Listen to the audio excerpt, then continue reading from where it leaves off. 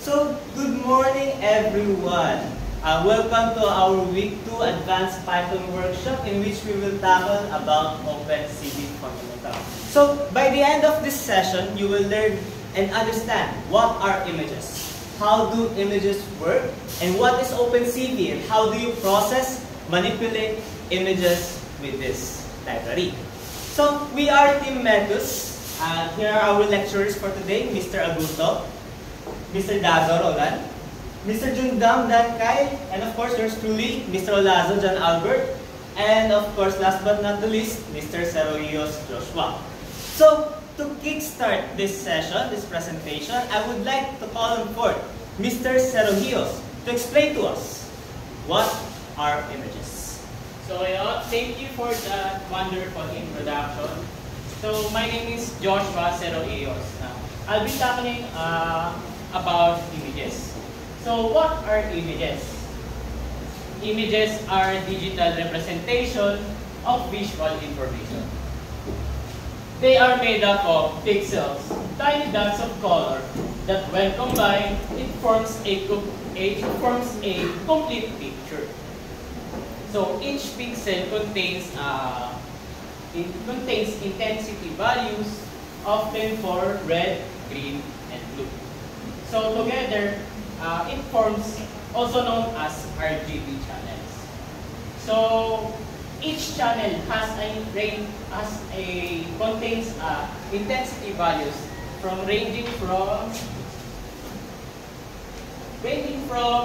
0 to 255. So 0 means black, or no value. And 255 is the maximum intensity.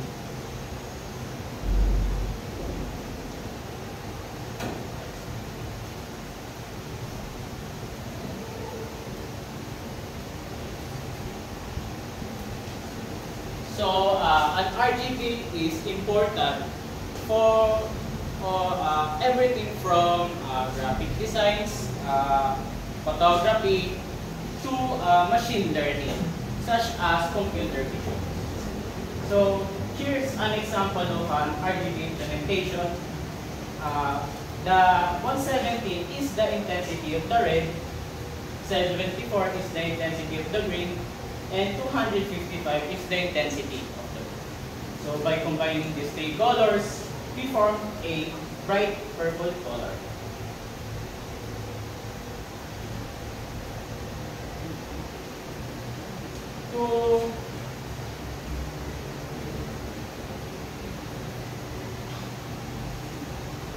So to show how digital images work, an RGB image is a stack of different colors.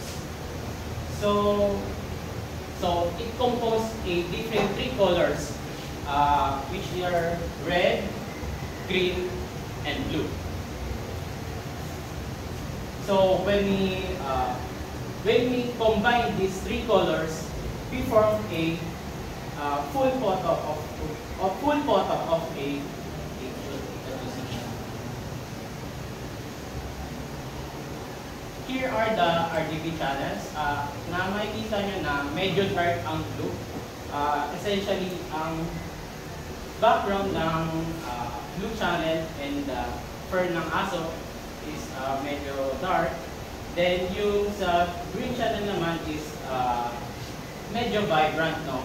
Especially yung background, which reflects as a strong color of strong green color.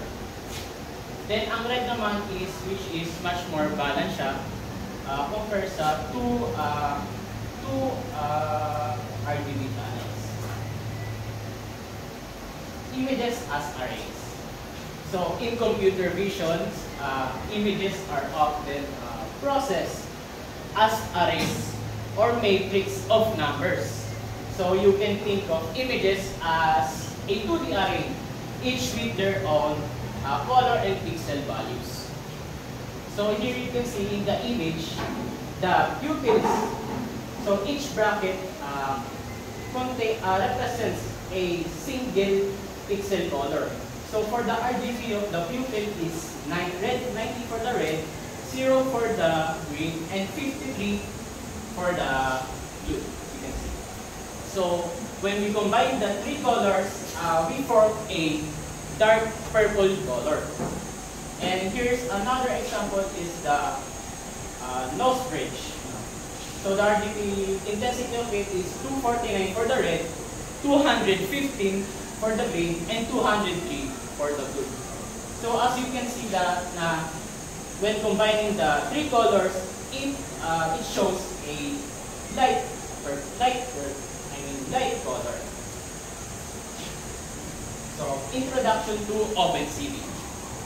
So it is a powerful open source toolkit designed for real-time image processing, computer vision, and machine learning. So it was originally created by Intel Research in 1999 with the goal of accelerating computer vision development. So it gained support from organizations like Willow Garage and ITSYS, which are both computer vision companies. And it's now maintained by the OpenCV.org Foundation. OpenCV capabilities. OpenCV can read, write, and display images and videos. So it also can perform image transformations like resizing, rotating, and cropping an image. So OpenCV can also apply filters like blur, sharpen, and edge detections. It also detects objects like faces, eyes, and motion. So we can integrate OpenCV with machine learning and deep learning models like AI. So OpenCV gives us the tools to not just view images, but to analyze and manipulate them. So set up your programming environment and make sure you practice each technical example and demonstration from this point onward. I would like to call on Mr. Gamer Level 2 to cover the basic image operation of OpenCV. So, thank you, Mr. Saranios, for explaining the images and introducing to us the OpenCV. So, before I start, let's set up our OpenCV first. So make sure you have installed Python and Pip. So to check it, you can enter this in your terminal. So Python-version and Pip-version. Next is create a virtual environment with Python-m bnb space.bnb. And don't forget to activate your virtual environment with .bnb/scripts/activate. Next is install the OpenCV module with pip install OpenCV-Python. So, and you can verify your installation by running this code. So, this code should print the version of OpenCV you have installed. So, bibigyan ko po kayo ng time para i-install yung OpenCV sa inyong mga computers. Okay, so,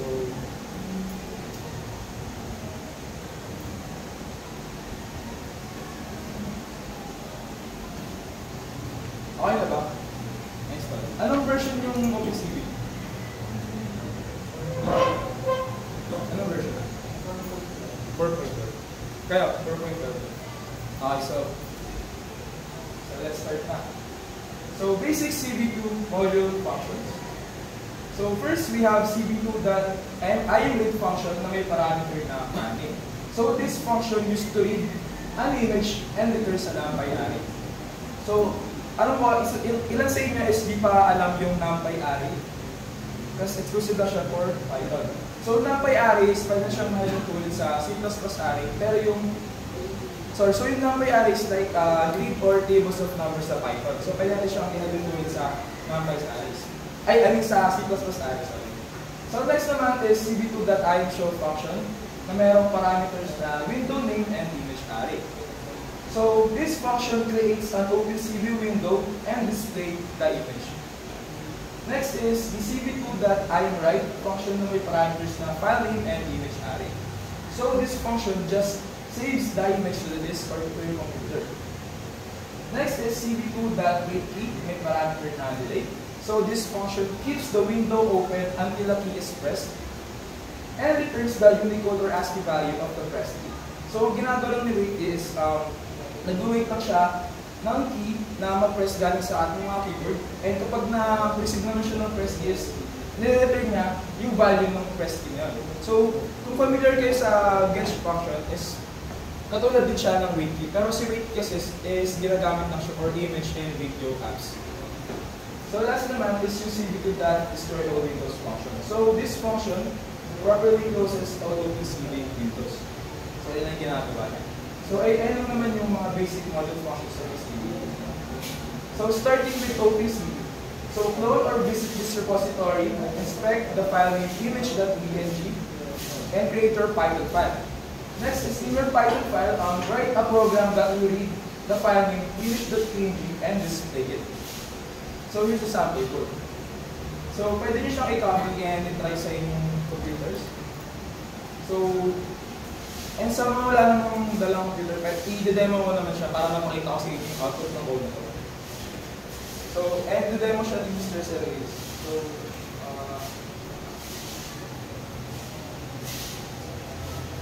So, ayan. So, pansin nyo sa code na to, nandito yung file na variable na instantiate natin yung image source natin, which is image.png. And gumawa rin tayo ng variable na img. And doon nakalagay yung imread function natin. Next naman is yung function na imshow, na merong window name and merong image array na img.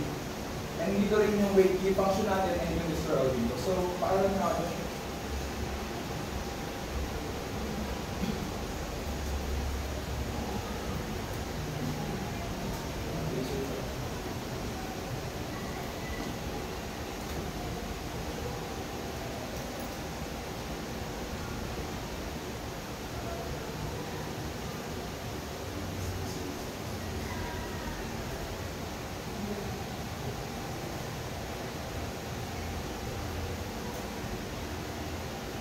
So, I hope na, sorry, natin-try nyo siya sa mga computer nyo. So, ano naman nga ito, ang output lang naman ng code na ito is, yung display lang niya yung image sa window natin. So, makikita nyo, sa window natin, nakalagay sa upper left ng window natin is yung image preview na text.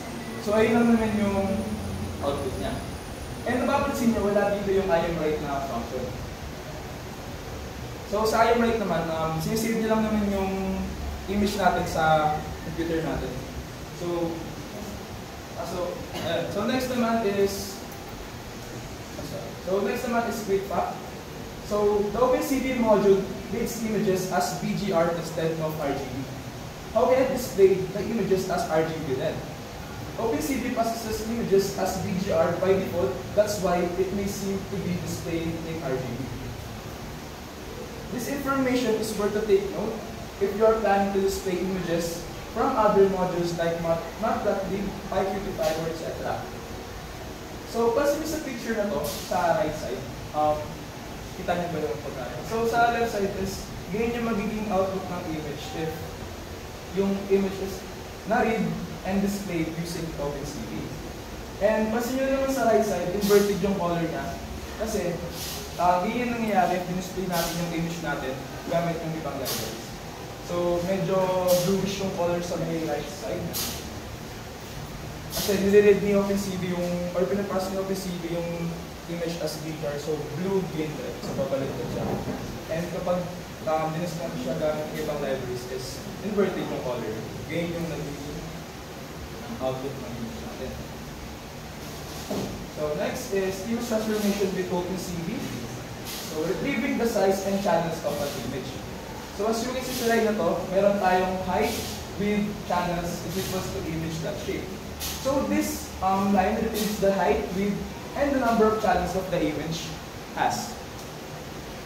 So the shape attribute is a tuple with values, height, width, and number of channels of the image. So tuple, ano nga ba yung tuple? So tuple is a type of variable na nag-store ng multiple values. Pwede siyang mahirin tulad sa list. But yung tuple is immutable or unchangeable.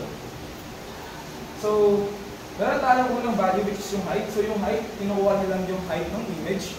Next is yung width. So kinukuha niyo yung width ng image natin. Next naman is yung number of channels. So number of color channels per pixel. For example, yung BGR RGB images, meron siyang 3 color channels. While yung grayscale naman, meron lang 1. Yan. So next is resizing an image. So itong function, so ang syntax ng yan, so pag resize, ito yung syntax niya. So cv2.resize function, mayroong source na parameter and resize. So the source is just the image array, and resize naman is the destination size as a tuple na mayroong value na width and height. So this function returns a new image array resized to the specified dimension. So para mas maintindihan natin siya, ang i-demo ko pa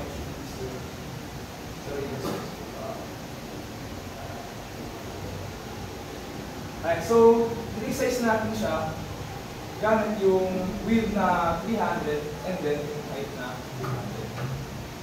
So bago yung what if 500 yung natin, yung width natin, and then height na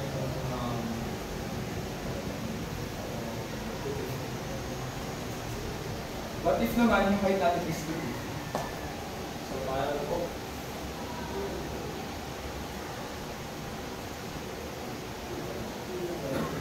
And so nagbabago po yung size niya. So OpenCV estimates pixel values using interpolation methods to maintain image quality when resizing.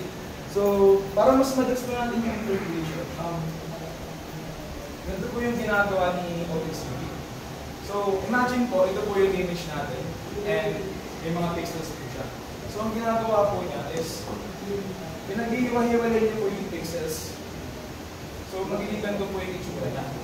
So sa interpolation, pinifill in niya po yung gaps or yung mga spaces between pixels. So ang mangyari po sa image, magiging ganun po siya. Ayan. So lalaki po siya. And paano naman kung may kulay? So for example, ito po is red and blue. So sa gitna nila, ang gagawin ni OpenCV is pag-combine yung dalawang colors, so magiging violet na po siya. So ganyan po yung explanation sa interpolation. Paano naman po pag nilagay sa isang short, pinakalit, or sinishrink po natin yung image. Ang mangyayari po is mag-combine lang po yung mga pixels. So ang mangyayari po dito is magiging gano'n na lang po siya. Pag nag-combine pa, kapag nag-combine po itong image or yung mga pixels ng image, gano'n po yung nangyayari, gano'n po yung ginagawa niya. So, next naman po is yung changing the color space of that image. So, ito po yung syntax niya. So, cv2.cvt color na may parameters na source and then code. So, sa code po, ito lang po yung color conversion code. Yun lang po siya. So this function returns the color converted image. So, here's some commonly used color conversion codes for cvt color function and their purpose. So, una po, meron po tayong BGR to RGB.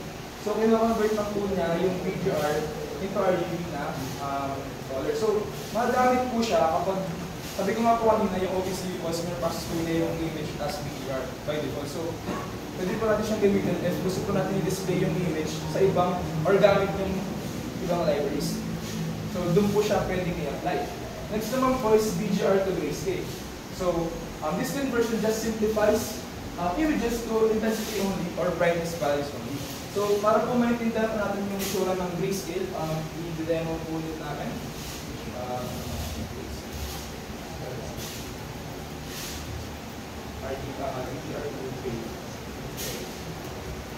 Yan. So,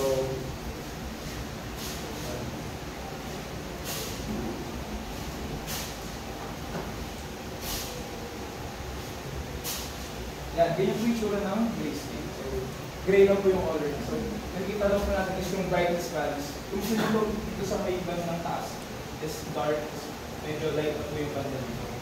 So, ganyan po yung itsura ng grayscale image. Next naman po is BGR to HSV. H3 po stands for hue saturation value. So, this conversion is great for color filtering.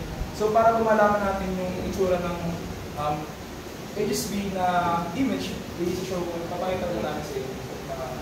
Ito ako lang. HSV. HSV.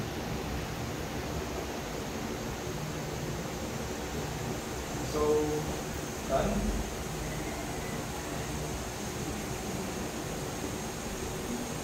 Yan, ganyan po yung tsura ng image pag kinonvert natin to HSV. So, medyo intense po yung kulay niya. Ayan, so ganyan po yung output niya. Next naman po is HSV to VGR. So, converts color, mask backward, mask backward display or further processing. So next naman po is VHDL to VGR. So this conversion helpful if you need to draw colored shapes text on a grayscale.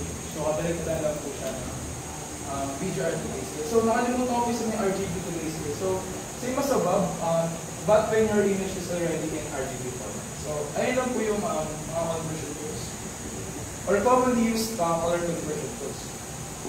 So next naman po is rotating the image. So ito po yung syntax na. So cv2.rotate, may dalawang parameters, may source and yung rotate code. So rotate code is an enumeration constant that specifies the rotation direction. So ito po yung mga rotate codes niya. So una po, meron po tayo rotate _90 _clockwise. So this rotate code rotates the image 90 degrees clockwise. Next naman is rotate code or rotate underscore at 180, so it rotates the image 180 degrees. And last naman po is rotate underscore 90 underscore counterclockwise. So this rotate code rotates the image 90 degrees counterclockwise. So try po natin gamitin yung rotate 90 clockwise. Yeah, so ayan po, so rotated na po yung picture natin. Ano naman? Try natin 180 degrees.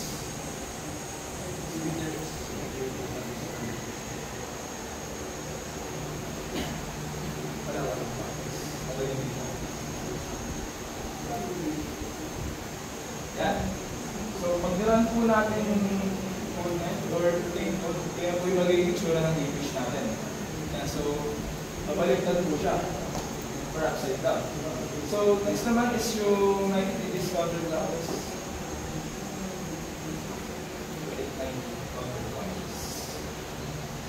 So, pag nirun po natin siya, ito po yung magiging tsura na. So, balik na naman po ng ating na. So, ayun lang po. So, this function returns the rotated image. So, next is flipping the image.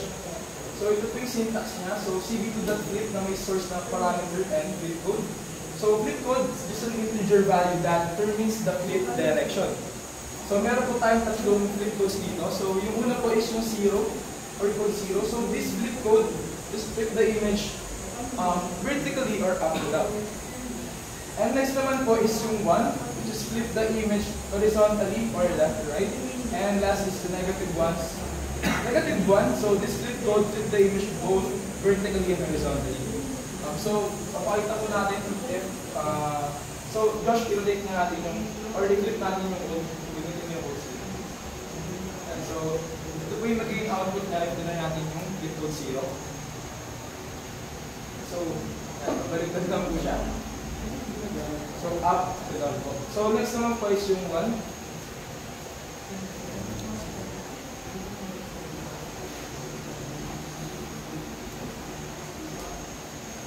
Ayan, so ganyan po yung magiging issue niya. Okay, so next naman po is yung negative 1.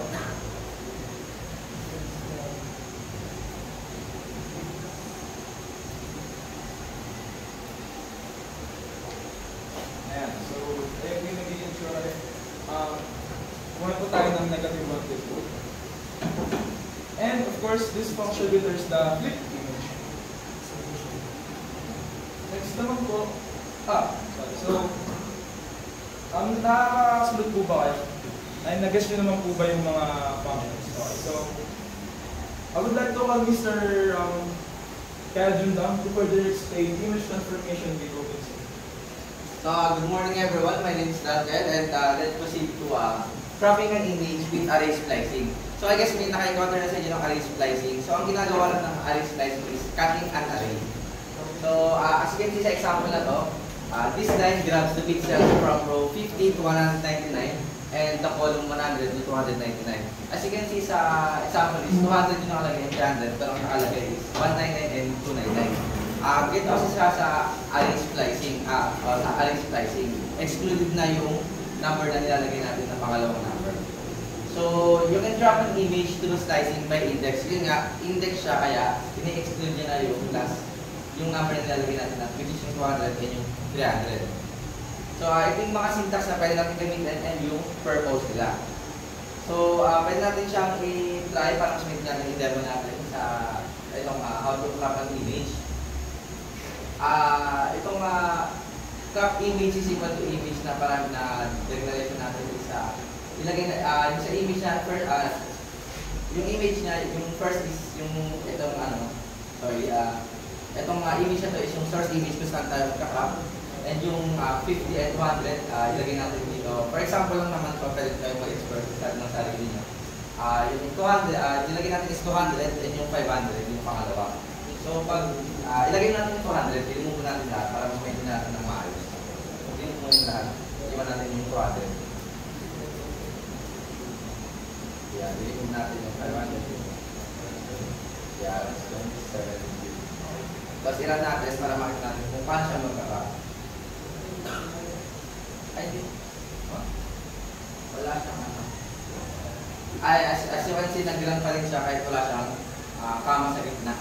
So, as makikita natin sa original, ito yung original and yung sa pag-craft niya, naglagay tayo ng 200 kanina. So, nawala yung taas ng image natin, pinakataas ng image natin. Kasi, siya yun. Tapos yung, try naman natin yung second natin, which is yung sa 200. Ang ilalagay natin is 500, gaya ng lagay kanina.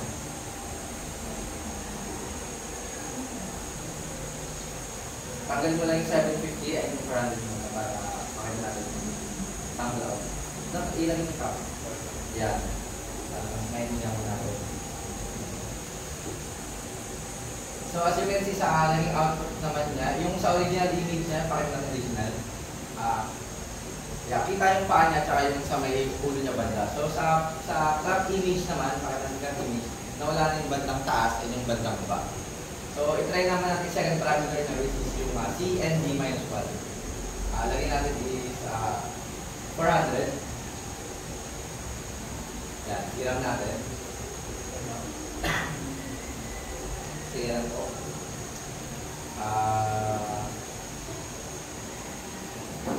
So, as you can see, makikita natin na yung bandang left side sa may buntot, nawala yung left side ng image. Tapos kapag try naman natin yung last pinakalang which is yung D minus 1. Lagyan natin yung 500. Sige, 750 na lang para mas makita natin yung pinaka-output.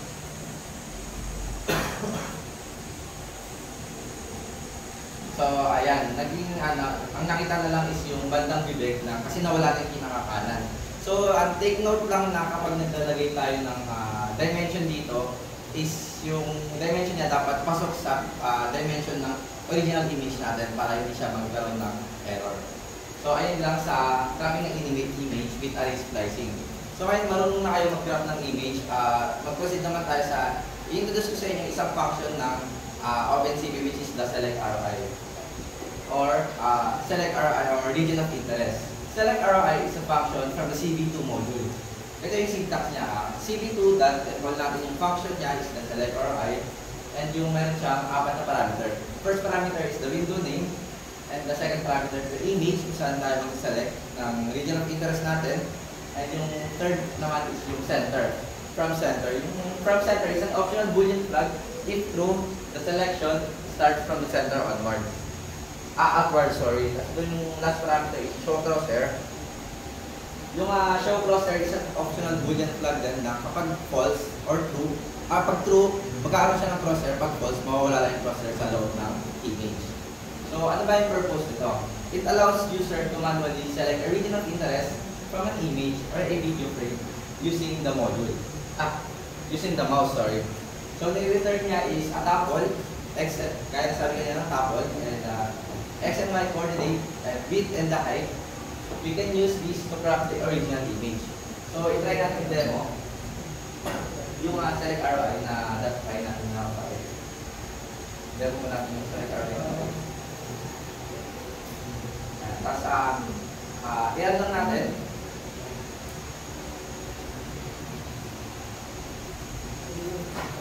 So, ayan. So, sige, pag nag-click tayo sa, ito yung default na nakalagay dito. Naka-true siya, yung from center naka-true, and yung crosshair niya naka-true din.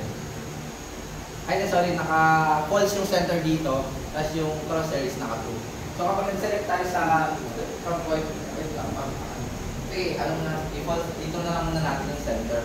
So, pag nag-click ka sa ilong banda ng aso, sige, see outward mo, kasi can see yung sabi dito na if true yung nakalagay, the selection start from the center outward. Yung naging center, sa akin nag-click, yun yung naging center ng ano natin, ng pagka-crop natin. So pag in-enter mo siya, makikita natin yung crop image na yun nakikita natin. So i-try natin gawing false yung sa from center. Sa ROI from center. Gawin natin siyang false. I-refactor natin kung ano mangyayari.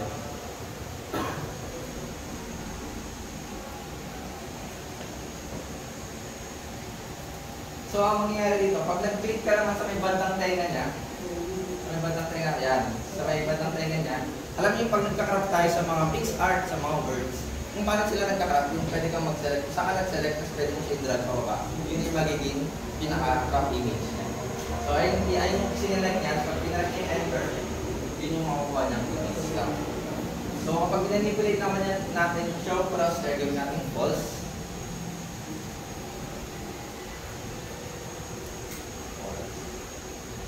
Kapag nilang natin, and kapag nag-crop tayo, nag-select tayo ng region of interest natin, mawawala lang yung crosshair sa gitna.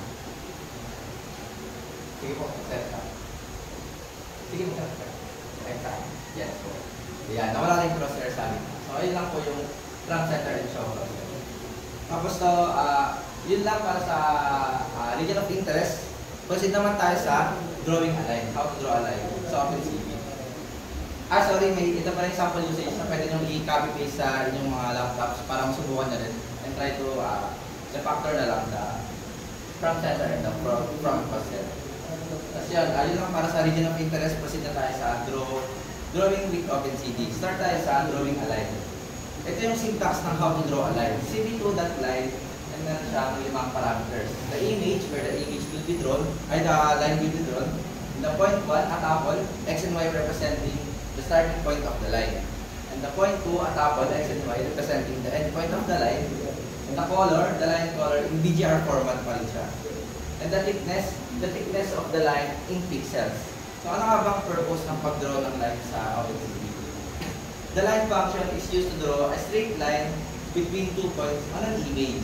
It is useful for connecting features, drawing axes, or illustrating geometric relationships. So, kung natandaan niyo yung sa mga past topics natin sa math, di ba alam niyo yung Cartesian plane? Meron tayo y-coordinate and the x-coordinate. Di ba? Kasi dito nag-origin yung x and y natin, kasi 0. Sa OpenCV, ang ginagamit na natin dito is itong line na to. So, ito yung nag-represent ng image. And lahat, yung dalawang yan is positive values. Tapos nangyari. Ganun siya nangyayari. So, i-try natin sa demo. Yung point 1, which is yung 50 na nakalagay sa screen natin. Yung x niya is 50 and yung y niya is 50 rin. So, ito yung x. Ito yung y. So, kapag niran natin siya, sige po, ilan pa natin.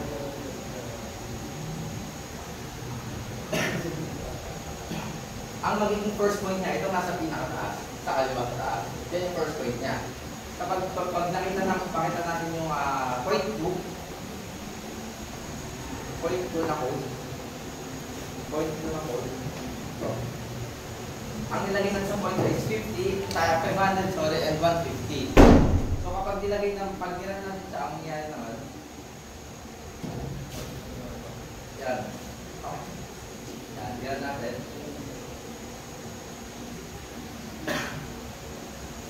second point ng line natin. The 500 and the, yung pababa, yung x is yung 500, which is nandito sa kanan. Then yung y is yung 150, 155 na kalagay kanina. Doon sa gate tayo na. Therefore, yung line natin magiging paalang. So, ganun yung sa pag-draw naman. So, sa color, pwede natin palitan yung color ng 00255. Pwede kayo mag-explore kung gusto nyo. And yung sa thickness naman, pwede nyo taasan para mas kumapal siya. So, next naman is drawing a rectangle. Ito naman yung syntax na how to draw a rectangle. CV2 and call natin yung function na rectangle. First parameter is the image, where the image the rectangle is drawn. And the first point, a tuple representing the top left corner of the rectangle. And the point 2 is a tuple x and y coordinate representing the bottom right corner of the rectangle. And the color, BGR format pa rin, gaya ng sa line, and the thickness. Sa thickness of the rectangles, you can use negative 1 to fill sa loob ng rectangle, ng color sa loob ng rectangle. So ano ba yung purpose ng pag-draw ng rectangle? To draw a rectangle on an image, it is used for highlighting objects, bounding boxes, annotation, or region selection. Gaya ng sa region of interest kanina, ginamit natin yung rectangle. So kapag, yung ano ba ibig sabihin ko sa x and y representing the top left corner of the rectangle. Ito yung magiging top left corner. Ito yung image natin, di ba? So ito yung magiging top left corner ng rectangle natin, which is the origin 0, 0. Tapos yung point 2 naman natin is the bottom right corner of the rectangle. So ito yung magiging bottom right corner of the rectangle. Kulang pa. So, try natin sa demo para mas maintindihan natin lahat.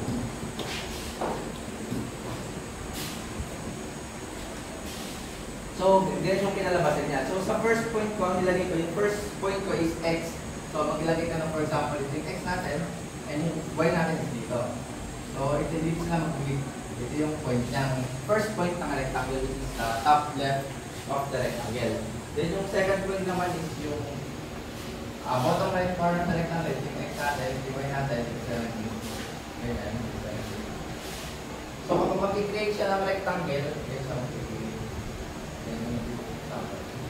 so, ayan. So, parang ganun saan nangyari sa akin. So, ito yung first point, ito yung second point. So, ganun siya. So, naintindihan nyo naman yung pag-draw ng rectangle. So, next naman tayo is drawing a circle. Ito naman yung syntax ng how to draw a circle. CV2.circle. The first parameter is where the circle will be drawn.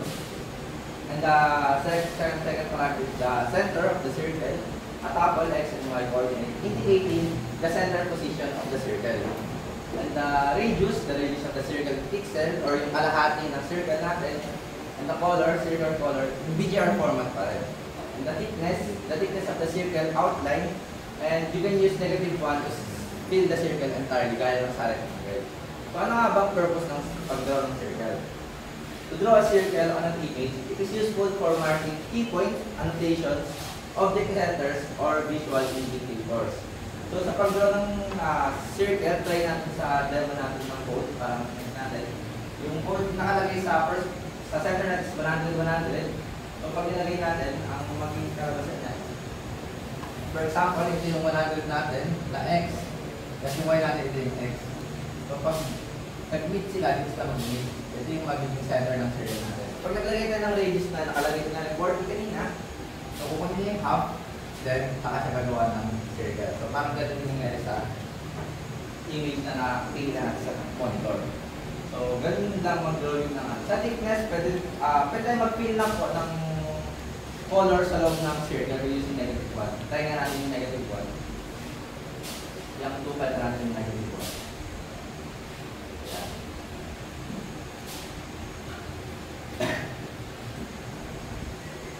Yan. Kasi kasi nagkaroon na ng color yung loob ng circle. Yung thickness of the circle outline, palabas kasi siya nangyayari. So, pag tinapalan nyo siya, ginawa nyo siya 100, yung kapal niya palabas, yung -1 palabas siya. Ayan lang yung circle.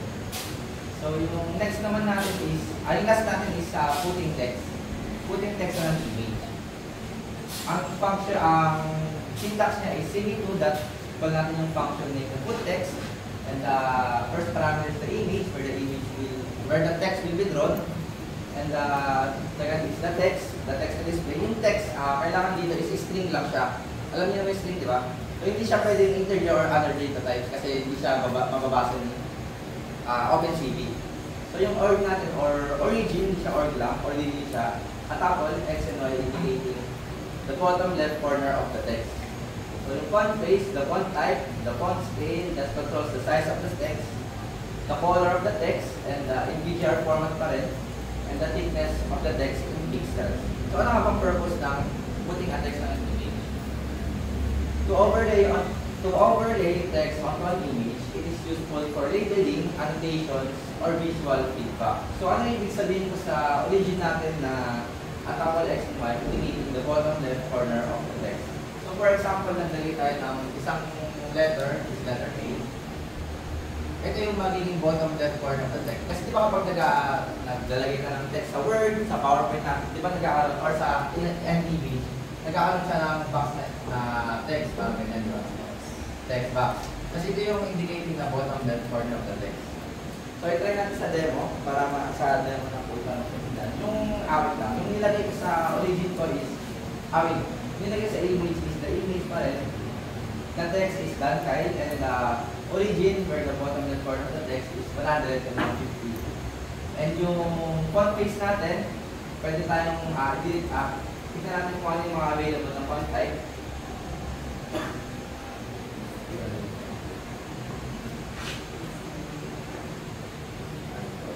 So kapag yan, kasi makikita natin yung mga available na font type, i-try natin yung font Hershey's Triplex.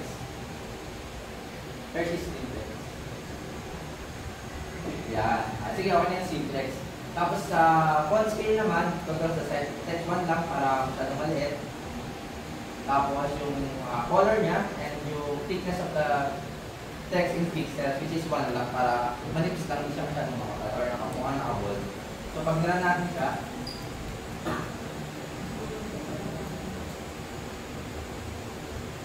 so ayun siya. Ito yung indicating the bottom left corner of the text. Ito yung sa baba ng letter. So ayun lang sa pag-put ng text sa OpenCV. So ayun lang sa drawing with OpenCV. Ngayon, marunong kayo sumulat at pag-drawing sa OpenCV. Let's kick it up a notch and proceed with filtering with Mr. Roland Dahl.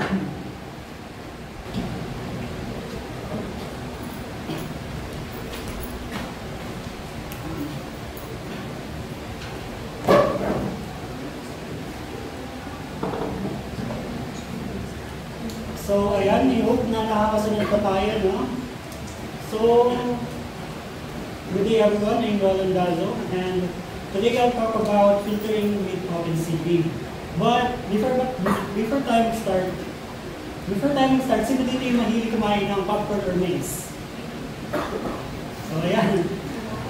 So, pero dito sa image processing or sa OpenCV, iba yung description ni kernels. So, kernels is basically a small matrix, usually 3x3 or 5x5 of numerical bits. So, may numerical bit siya.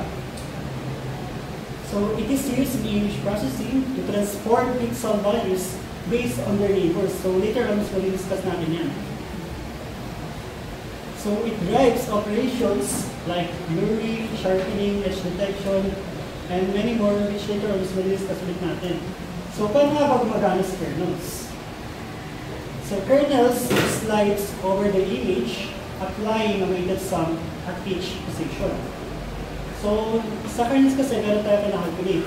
Binabigyan natin yung value ng isang kernel, then sinasum natin yun. Then yung equal nun is nilalagay natin sa center pixel. Okay, the center pixel in the patch gets replaced with the new value calculated using the kernel. So different kernels produce different effects by emphasizing or suppressing certain features, which are, like I said earlier, yung blurring, sharpening, edge detection number na discuss natin ngayon. Okay. So as you can see, sa screen, meron tayong 3D diagram. So take note that the process where you slice kernels across the image and repeat a weighted sum at each location is called 2D convolution. So para mas maintindihan natin siya, hindi mo simple analogy. So let's say, meron tayong tunay natin animation ng triangle.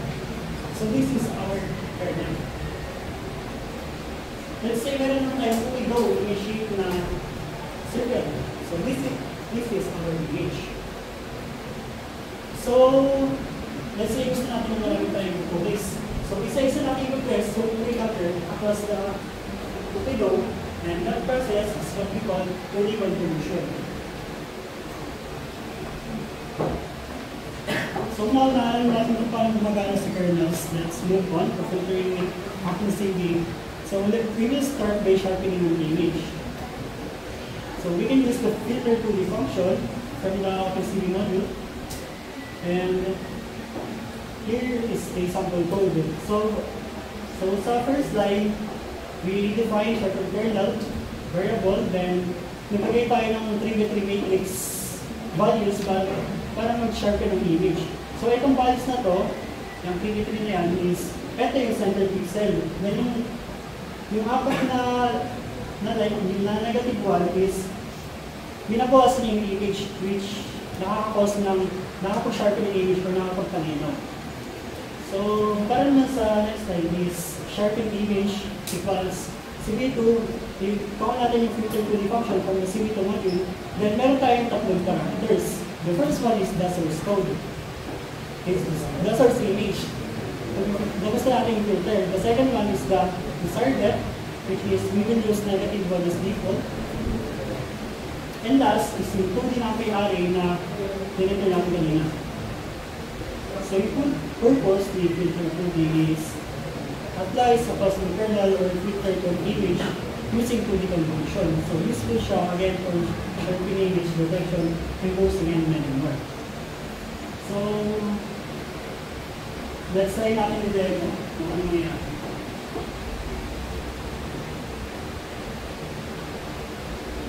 So ayan, as is from the original image,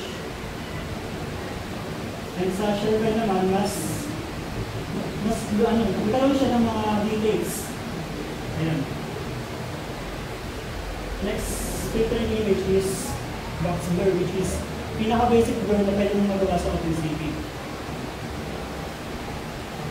Purpose niya is applies a box blur filter to an image, averaging pixel values in a rectangular neighborhood to peruse through the image.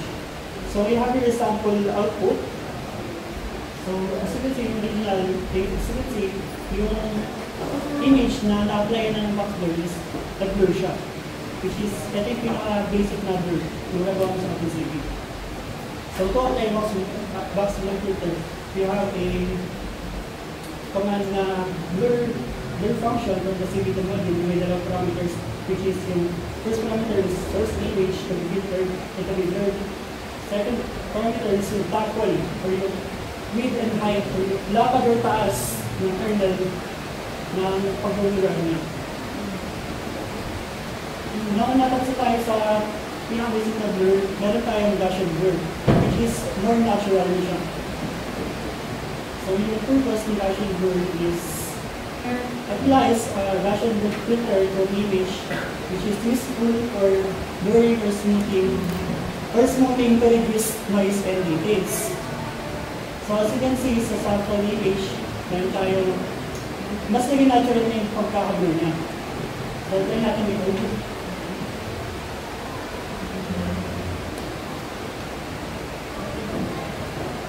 Ayan. As you can see, isa ginagawa niyo yung pagkakablur sa kanya compared sa box blur.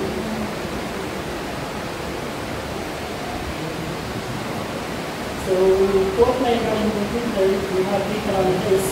Again, in source image, kernel size, yung taas, yung kernel. And dito naman, yung kind of parameter which is x. So, standard deviation in the x direction, the x further conversion. So, yung sigma x, dito mo nalagay yung intensity, kung gaano ka-intense yung gusto mo yun. Like 5, 3, 5, 7, and now natapos tayo sa blurring, we move on to detecting events.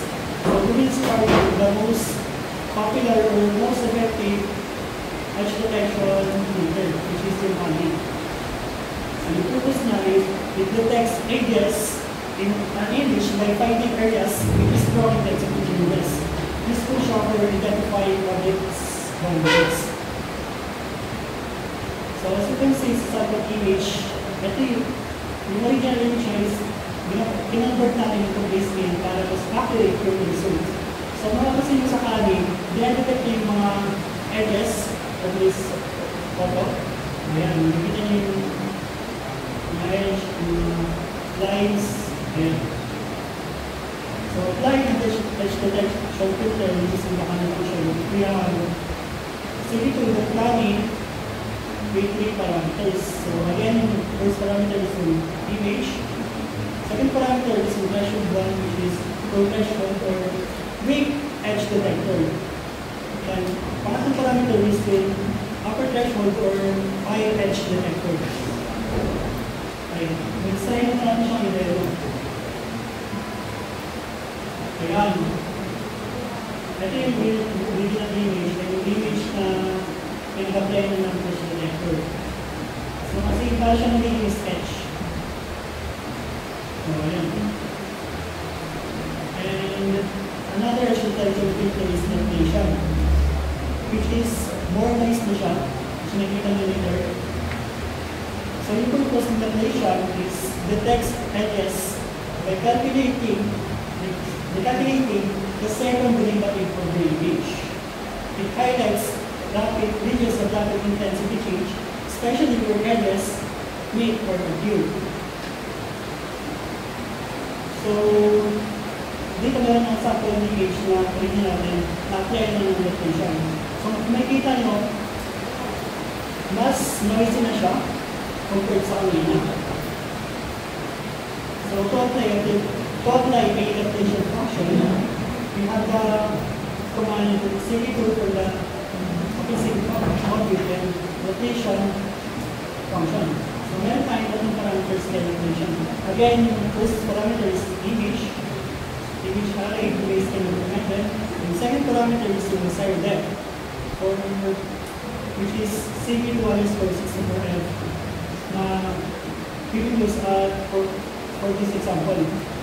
And last parameter is the kernel size, which is yung size ng kernel ng pag-apply ng edge detection. It can be 1, 3, 5, 7, or other odd numbers. So let's try naman natin siya yung demo.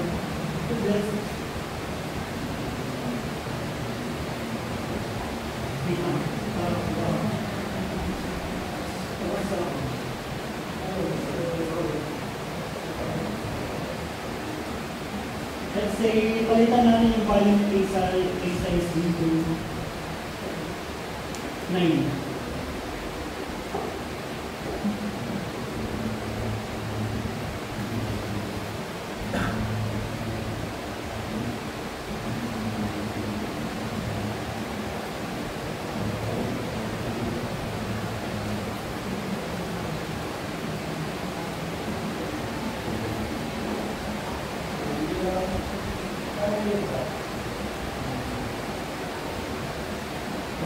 So ayan, dahil sobrang taas na, halos wala na siyang nadedetect na edge.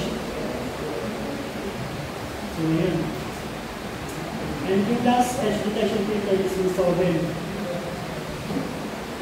So yung purpose ng solvent is it calculates the first derivative in either x horizontal or y vertical direction.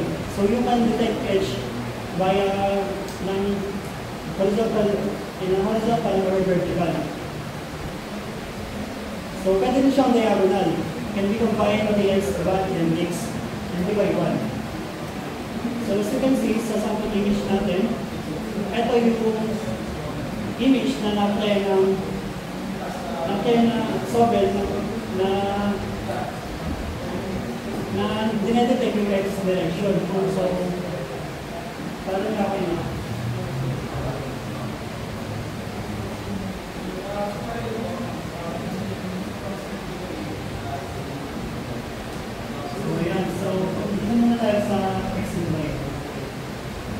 So, kung mapapansin nyo sa Sobel X is dinedetect niya via horizontal.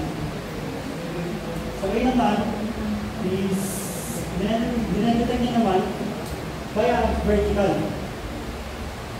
So, ayan. So, to apply a detection filter, we have a command cp2.sovel, which is a function, and meron tayong limang parameter, which is again image array, desired depth, which we use cp_6 per f, and index, the direction of the x-axis, kung gusto natin i-detect via horizontal, and y, gusto natin i-detect via vertical. And again, yung kernel size, yung lapad or taas ng pag-detect natin. So, ayun lang para sa filtering images in OpenCV. So, before tayo continue, let's have a 3 minutes break muna.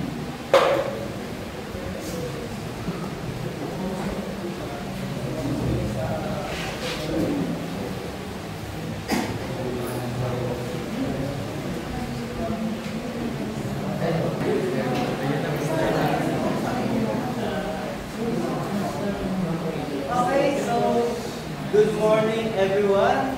I hope na nakasunod pa. Medyo marami-raming information yung nakarating sa atin. Tama ba? From the concepts of image as arrays, how RGB channels work, what are the basic operations with OpenCV, how to transform images with OpenCV, how do you filter images, and kaya po, susunod na po tayo. Let's take a step further and let's discuss video capturing with OpenCV. So, OpenCV provides a class called video capture for accessing video sources. So, it's a class. So, we always instantiate it. Right? So, this class can be used to open a webcam or a camera feed, load a video file for processing, and here are the parameters of video capture. So, meron tayong integer argument, which is 0 to 1. So, this just refers to the index of the camera device. So, meron din tayong string argument, which is the file path to a video file you want to process. So, pipili lang po kayo dyan. When you're instantiating a video capture class, pipili lang po kayo kung gusto niyo i-access yung video file niyo or yung camera niyo. So, for our devices, meron lang tayo isang camera sa laptop, tama ba? So, we defaultly use the zero index. So, kung meron pa kayong mga external webcams, wireless webcams sa phone niyo, pwede nyo gamitin and i-try nyo i-index yung camera na yun. So, here is a sample usage. So, we assign the video capture class to a cap variable. So, we instantiate it. Then, we can check if the video capture initialization is successful with the .isOpen method. So, this method just checks if naka-open na ba yung capture. Okay na. So, magkakaroon ng error if yung video file is non-existent or yung camera ninyo ay maling index. So, let's say meron lang kayong dalawang camera pero in-index nyo is 2.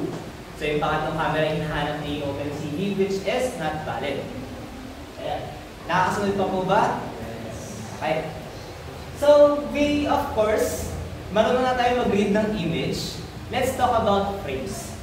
So, read is a method from the video capture class.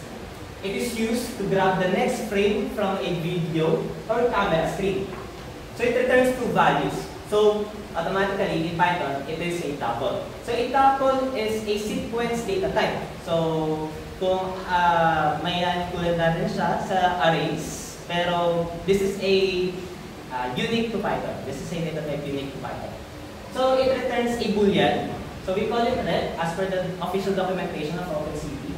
You can change it for clarity, like is successful, is returned, or but we use this red instead. So if true, ibig sabihin the frame was successfully read. Then otherwise false.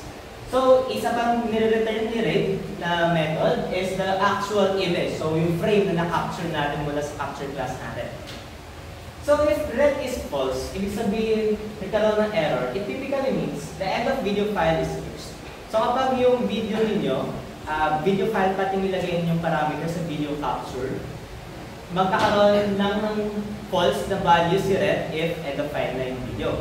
So kapag camera naman, ibig sabihin camera not available, so let our frame to deliver a frame. So let's say na during the process of reading frames and capturing with your camera, nagkaroon ng error sa camera.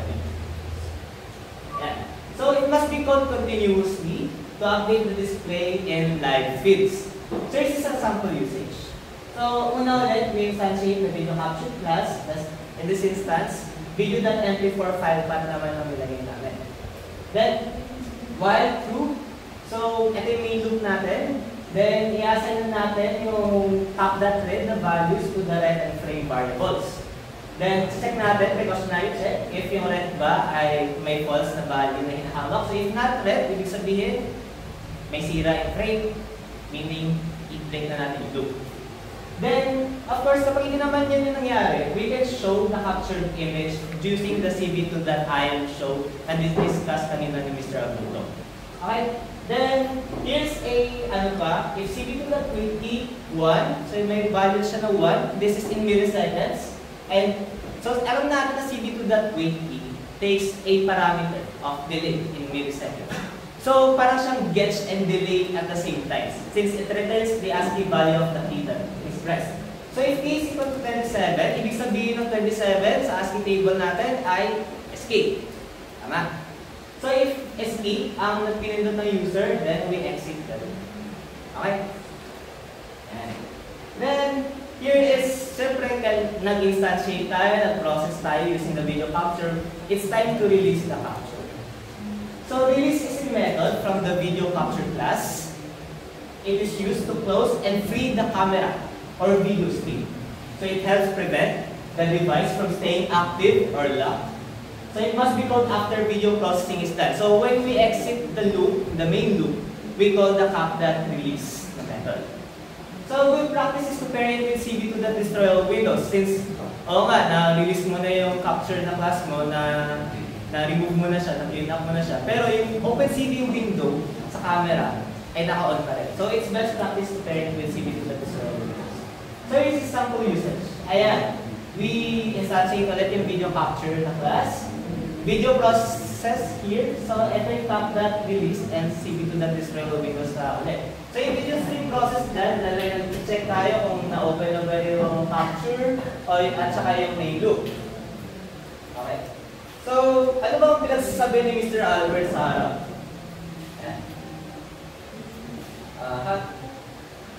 So, here I have a demo file named capture.py. So, una-muna, in-import natin yung CCP2 module. Then, we declared our constant variables, which is escape key, which is 27, the value, wait key delay, so ipapasa natin sa cv2.wait key later on. The frame size, since, for preference na, since masyadong malaki yung download kong video sa ako. So, ito, i-instantiate natin si video capture.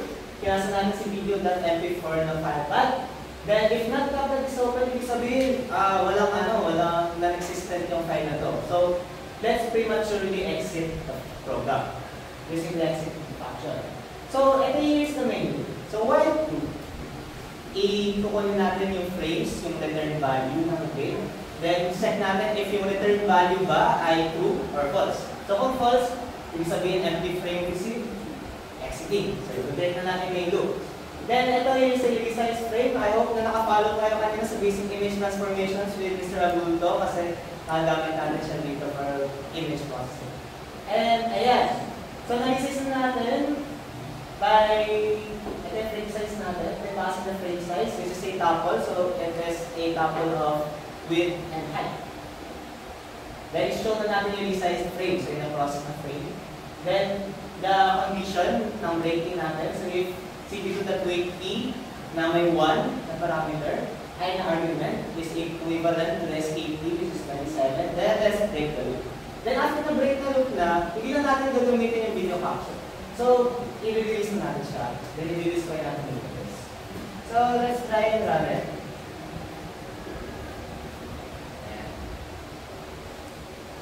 As you can see, here is a video capture from the video.mp4. So, ano nga ba yung tsura ng video file na to? Ayan. So, it's just same lang. So, video player lang yung ginagawa. So, paano naman kung camera? natin, which is the first index, meaning hindi rin papasa. Then, ilaran ulit. Then, ayan, you can access na yung camera. Mapapansin ninyo na mirrored yung frames. So, paano natin makakombat ito? Paano natin masusolve? We use the CV2, the flip function from the image transformations. So, here is the flip image. Flip image is equal to CV2.flip. The resize the frame. Then, the code. This is paano tayo mag-flip na isang frame or image with the flip function. Ano yung code na ginagamit natin? 1, map. So, and then yung flipped image, syempre may nire-return na value na image, updated image sa CV2.flip. So, ibig sabihin na yun yung ipapasa natin sa kaya nyo. Yan. So, mapapansin nyo, align na siya sa orientation na gusto natin na makuha. Okay? Now, alam nyo na kung paano mag-process ng video, paano gamitin yung camera nyo, paano gamitin yung video capture na class to play a video. Now, ito yung pinaka-interesting part. So, object tracking. So, object tracking is the process of determining the location and trajectory of an object as it moves through space over time. So it typically involves tracking the object across a series of images or video frames. So OpenCV Course module supports several basic object tracking techniques or approaches, including template matching, which is the calculation of pixel-wise similarity between a template and frames. So meron din tayong color tracking. If gusto niyo na mag-track ng any object na color blue, you can do that by thresholding the color values. Centroid-based association, which is the manual tracking by computing bounding box centers across frames. So, sa CV4 module, sa OpenCV, it requires a custom value. So, optimal flow, motion tracking of key points between consecutive frames. So, ano ba yung sinasabi kong OpenCV4? Maraming versions si OpenCV, including the OpenCV config. So, yung OpenCV config na library na yun, it offers advanced algorithms. Automated na actually, naka-class na lang siya in functions. Pero let's stick on the basics. So, walk before you run. So for this lesson, hindi natin focus lahat. We will focus on only one, which is the simplest type of tracking, which is template matching. So template matching. The CV2 module offers a function called match template. It is useful for template matching. So CV2.match template na function, tumatanggap siya ng frame, which is the image array from the source, the template. So yung template natin is the cropped image. So yun yung i-compare natin sa process na to. Then the matching method, which is the matching algorithm to be used. So don't worry, the matching algorithm is enumeration na rin sa CV2 module. So it's a constant na, pwede na lang natin i-access. Then the purpose of this is it slides the template over the source image and computes a similarity score at each position. So this function returns a result map or a grayscale image of match scores. So dalawa yung may isa pa, which is to retrieve the similarity scores. CV2 offers a min-max block function. So minimum, maximum location. So here is the syntax. So pinapasa lang natin sa min-max block na function is the source image. For in our case, the source image will be the result from the match template. So purpose nito, it finds the best match location, the x and y coordinate, from the result of match template. So it returns a tuple of values. Firstly is the minimum value, which is the lowest match score, the maximum value, which is the highest match score, the minimum location, the coordinates of the lowest score, and the maximum location, which is the coordinates of the highest score. So, it is nasabi ko kanina. Meron tayong different matching methods in OpenCV. Meron tayong sum square difference, normalized version of it, the cross correlation and the normalized one, and correlation coefficient, which removes the mean in the image, at yung normalized version. So, each method, each algorithm, meron silang best match interpretation. So for example here, sa square differences, ang best match interpretation nila is minimum value. So sa square difference, meron siyang value range na 0 to infinity, positive infinity. Then, so closer to 0 is the best match. Sabihin. Then, sa normalized one is 0 to 1. Then, ayon sa cross correlation towards the normalized correlation coefficient, ang best match interpretation na nila ay the maximum value. So, ang ranges, ayan na yung mga ranges nila. So, as you can see, I hope na mabasa. So, for this lesson, hindi na natin isa-isayin to. Save your time and ayaw ko na pahirapan tayo sa sarili natin. Yeah. So, for this lesson, we will only use the normalized correlation coefficient. So, ano nga ba muna ulit yung template matching? So, I will do an process paano nga ba siya gumagana. So, let's say now we have a full-size image na may character. So, here is a, it's like a pang, parang gano'n, na image. So, ganyan. So, kasi naman pa yung image na yan. Tapos, ang template natin, pupunin natin ito. Itong box natin. Ayan. So, ibig sabihin, ang template natin will be something like this. A smaller version of this image. So, in mass template matching, ang process niya is from, minumove niya lang, kasi na-slide niya na yung template sa image, and kinakalculate niya yung similarity scores. Okay? So, ayan, ano bang pinagsasabi ulit ni Albert? Mag-diretso tayo sa code demonstration. So here I have a sample code. Pwede nyo i-visit dito sa GitHub link yung source code. So, ayan. Import natin ulit sa CP2 module. Camera index, ginawa ko siyang constant variable to be always 0. The matching method na gagamitin natin, which is the normalized correlation coefficient method. The weight delay, the escape key, na value. Then detection threshold. Di ba meron tayo sa correlation coefficient ang kinukuha niya is the maximum value. So, the closer to 1 is the better match. So, para saan nga ba yung threshold? We won't want a confidence of max value na 0.5 or 0.7. Although it is recommended because of this balance.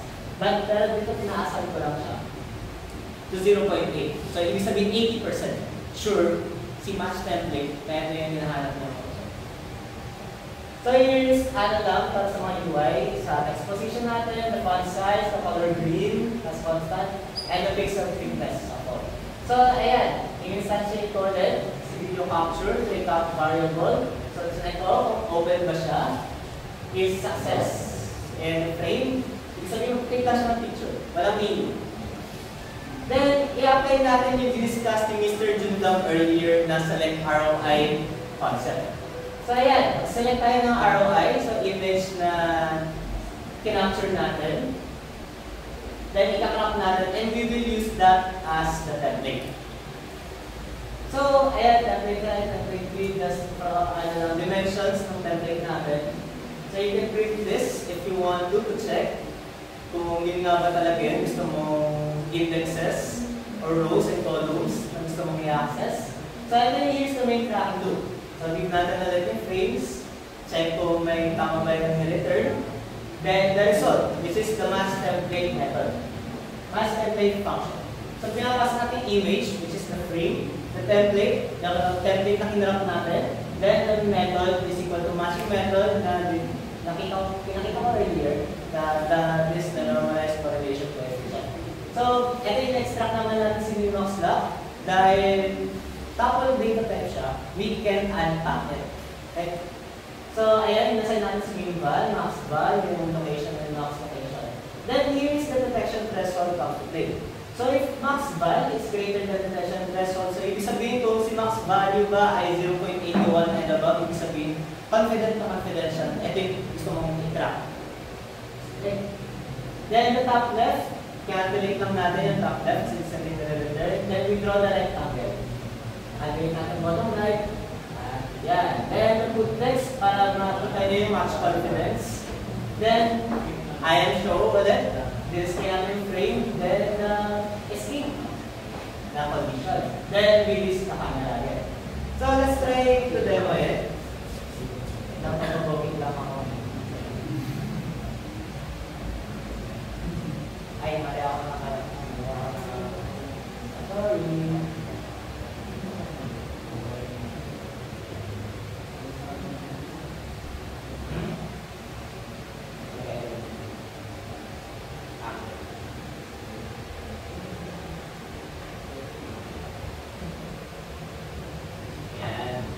Then, we use the select ROI function to select my face. Then, press enter. Then, ayan na yung window. Makikita niyo yung match confidence na 0.70, 0.8, ganyan. So, ibig sabihin pag 0.8 na siya or more, ibig sabihin confidence siya na ito kayo mukha ako. So, isang con para ng template matching is that it is pixel sensitive. So, intensity value pixel sensitive. So kapag nagbago yung kulay ng mukha ko, let's say naging black ako, naging puti bigla, hindi na ako matatrack. Okay? I hope I'm clear since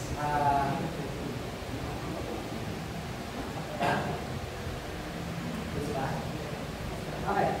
So dahil goods pa yung time, we will extend to object detection. So, nakasunod pa ba? Nakakatrack na kayo? Nakakatrack na kayo ng mga mukha ninyo? And congratulations! So, what is object detection? Object detection naman is the process of locating objects like faces, parts, eyes, or inanimate objects in an image. So, returning process niya is returning the object's position. Optionally labeling them. So kapag nakita niya may mukha ng tao, we can label them as that as a human face. So in OpenCV, there are pre-trained classifiers like models na trained na to capture different types of objects. So meron tayo tinatawag na heart cascades, which are pre-trained classifiers that is used to recognize patterns like a face. So object detection with heart cascades, ito yung listahan ng mga built-in heart cascade models sa loob ng OpenCV module. So, pero for simplicity, we will only use heart cascade model. Okay. So, ano nga ba yung pinagkaiba ng object detection pati object tracking? Ano ba? So, object tracking is just the process of tracking an object. So, kahit na anong object pa yan, as long na it moves, you can track it. Object detection naman is, dinedetect niya kaagad na okay, hindi ko hinahanap yung mga ballpen. Ang hinahanap ko mukha ng tao. Then, it will return a object's position, which is the face. So, ano naman pinagkaiba ng detection sa track? So, detection naman is, kinakategorize nila ang objects. So, parang, ito yung mukha ko ng tao, ito gulong ko ng sasakyan, ito, ballpen, ayun, bus, bote. Tapos, face recognition naman, nililabel niya. Ano yun? So, yung sasakyan pa na yun, gulong ba ng Suzuki yun? Yan, gano'n siya. O kaya, itong mukha ba to? Kay Nino ba to? Kay Arthur, kay Albert, kay Joshua? Ayan. Then, kung ano yung tatak na isang bote o isang brand. So, that's what recognition means. So, meron tayong tinatawag to further explain how heart cascades model or object detection works in OpenCV. Meron tayong tinatawag na cascade classifier. So cascade classifier is a class from the CV2 module used to load heart cascade models. So here is the syntax. So meron tayong cascade classifier mula sa CV2 module and papasok natin yung file path.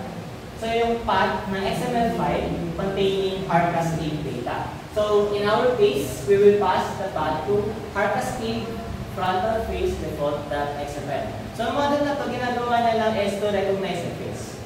So wala nang iba. Ayan. Then purpose naman nito is to initialize a classifier capable of detecting objects based on heart-like features. So ito pa, isa pa. So detectable cascade is a method from the cascade classifier class in OpenCV. So, cascade classifier instance, so yung kung classifier instance natin. Diba, 6 class cascade classifier. Then, detect multi-scale, access natin method ng detect multi-scale, ipapasa natin si image, which is the image array. So, in object detection, it is recommended to convert the image into grayscale first, para mas mabilis yung process at mas accurate ang results. Since grayscale, ang kinakalculate natin is the brightness intensity or brightness values. Tama ba? Ay, hindi na RGB na kailangan mo pang calculate yung intensity ng red, intensity ng green. Okay. So, the second parameter is the scale factor. So, how much the image is reduced at each scale. So, detect multi-scale is a method na repetitive or nagbabase o nagdedepende sa iteration. So, every time na mag-scale down ang image, nagkakaroon ng process ng dinedetect na kung may faces pa ba yun, and etc. Then, the last parameter, which is the minimum number, or minimum neighbors. So, ibig sabihin lang ng minimum neighbors is the minimum number overlapping rectangles to be considered a valid detection. So, i-demo kayo mamaya, ano ba yung ibig sabihin ng minimum neighbors, bakit ba natin siya kailangan ipasa. Then, ito yung purpose niya. So, it applies the cascade classifier to an image and returns bounding boxes around detected objects. So, nire-return nito is a list of tuples. Yung tuples na yun, name is the rect. So, yung rect, ibig sabihin rectangle. So, pinapasa niya yung x and y coordinate, top left na rectangle, the width, and the height. So, here is example code. You can visit again the GitHub source code. And yun naman ito to. So, ayan. Mga concepts na natin ulit. So, CB2.data, import hard cascade. So, yung hard cascade is a path in the CB2 module. Okay? Hindi siya function, hindi siya class, kundi path siya. So, papasa natin dito yung frontal face model natin, which is hard cascade frontal face default.xml. So, yung scale factor natin, 1.1. Sabihin lang ito is it shrinks the image by 10% each time. So, each iteration ng shrinking image by 10%. Then, minimum neighbors, ito, set mo muna yung 0 for demonstration mamaya. Then, the way to detect the other resources na the other variables na kailangan detect. So, cascade classifier, instantiate natin yung cascade classifier ng class mula sa CB2 module. Ipapasa natin yung path ng hard cascades and the file name ng default model natin. So, capture natin, pass natin camera index, which is 0. So, i-check lang natin ulit. Then, the main loop, check ulit kung may na-return ba na frame. Then, convert natin into gray image. Then, papasa na dito sa detect multi-scale. So, si gray image, nasa natin as the image. The scale factor, so, sa scale factor function natin, the minimum neighbors. And, here is, since si faces ay isang list of tuples, i-reiterate natin. So, for facing faces, ibig sabihin merong x-coordinate, merong y-coordinate, merong width, and merong height. So, i-draw natin ang rectangle sa mga coordinates na yun at yung specified operations lang. And we show natin yung na-cross na frame, then the hour escaping condition, and the release of the camera. So, kapag 0 ang pinakita, so, kapag 0 ang minimum neighbors natin, magkakaroon ng maraming detected faces. Like, yan. Kita na po yan, na maraming nag-overlap na rectangles. Ibig sabihin, yun yung nadidetect niyang object na face na confidential. So, each iteration niya, nagkakaroon ng panibagong rectangle. So, ayan po, pwede mo makita. Ayan. So, paano kung i-increase natin yung minimum neighbors? So, isipin natin si minimum neighbors is the threshold na lang. So, let's say na meron tayong kailangan ma-achieve niya yung 8 minimum rectangles na go-product. Para maging confident na face nga yung nilitect niya. So, ayan. Ako na lang yung, kasi masyado na po kayo malayo. So, yung confidence na, at saka yung pixel, yung quality ng camera ko, hindi maganda. So, ayan. Ayan na siya. So, makikita nyo rin, sa pag-demonstrate natin ng object detection with hard cascade models, maraming false positive, which is a limitation ng hard cascade models. So, bakit natin pinili yung hard cascade for this discussion? For simplicity. hard cascade models are lightweight pre-trained classifiers. So, mas likely yung algorithm nila. But if you want to explore, you can use like other libraries or other modules like YOLO and such if you're familiar with it. So, ano pa bang hinihintay ni Albert? So, let's conclude the presentation. So, here are some study tips. If you want to go deeper on how OpenCV works, how to process images, so practice with your own web graph. And add print statements to understand what's happening. Hindi yung naglalagay ka ng values na hindi mo alam kung anong ginagawa ng values nito. So, you can print and debug it yourself and see what happens in the back side of things. So debug using small videos or static images. So bakit small? You don't want to sacrifice processing power pag nag-debug ka lang ng isang code from an OpenCV program.